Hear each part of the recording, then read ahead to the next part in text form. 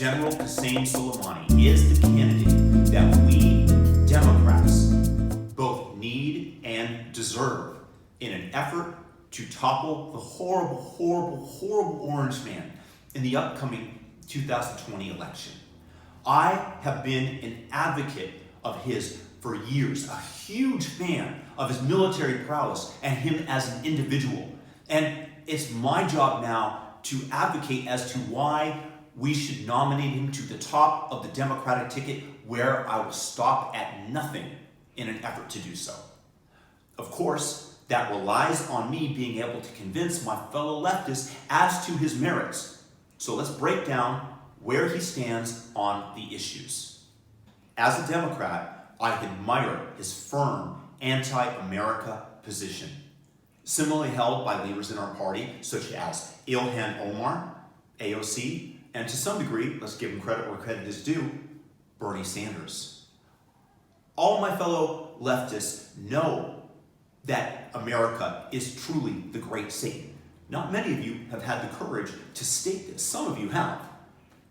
But this man, my man Soleimani, he's been shouting this with conviction and courage for literally decades. He's well ahead of the curve, and that's the type of person that we need in office. Also, he has served at a high level in the armed forces in Middle East conflict.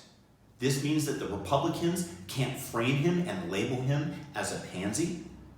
It means that they can't say that he doesn't know what conflict is like. And here's another selling point. Soleimani is a minority. In fact, he's a Muslim.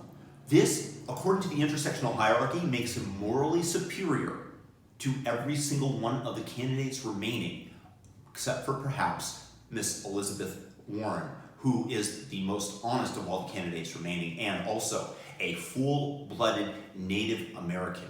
She's the one person whose race might trump his, but it is a selling point.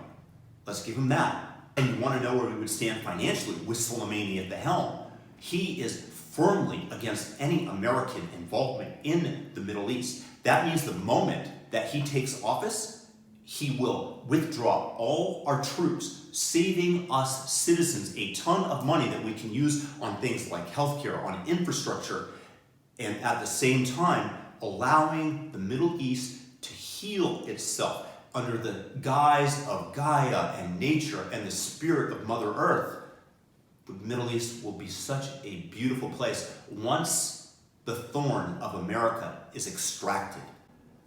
Furthermore, Mr. Soleimani will work tirelessly and devote himself to dismantling the American war machine entirely. The military will be no more. He also wants to advance the cause of the aggrieved and persecuted Islamists around the world, which is fantastic because we all know that that is the true religion of peace. And they've been completely reasonable in all their demands. So when Charlie Hebdo in Paris, France satirizes Islam, has the nerve, then of course the editors had an attack, the attack that was perpetrated on them coming. You cannot provoke the religion of peace in such a way and expect no measures to be taken against you. When Denmark publishes a physical depiction of the Prophet Muhammad, it's only natural that this slighted group might lash out violently to a comic strip. Soleimani will stand up against Islamophobes and help make the world more equitable for them. Finally, look, I'll admit his stances on LGBT issues aren't down with the typical Democrat. I mean, after all, Tehran and Iran do execute gays for that crime of being gay. But, however, let me reframe this and let me put this into another context. Mayor Pete is going to lose a significant percentage of the black vote to Donald Trump, whereas Soleimani might gain a greater percentage of that. And the black vote, as we all know, is necessary and so important in order to win the general election. Now, in terms of climate change, Mr. Soleimani is one of the few Democratic candidates who has come out in favor of nuclear energy. In fact, he wants to get his hands on as much nuclear material as possible, and my understanding is he wants to use it. something like that. This means a reduction in carbon emissions and separates him from the dishonest candidates who claim to want to solve climate change, but are against the one energy source that produces massive megawatts of energy while at the same time producing zero CO2 emissions. So on climate change, he is a leader of the pack. So hopefully I've given you the selling points about the great general.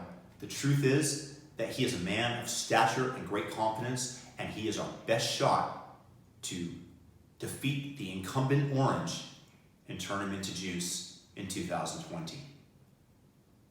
General Qasem Soleimani, you, sir, are the hero that the Democrats deserve. Peace and blessings.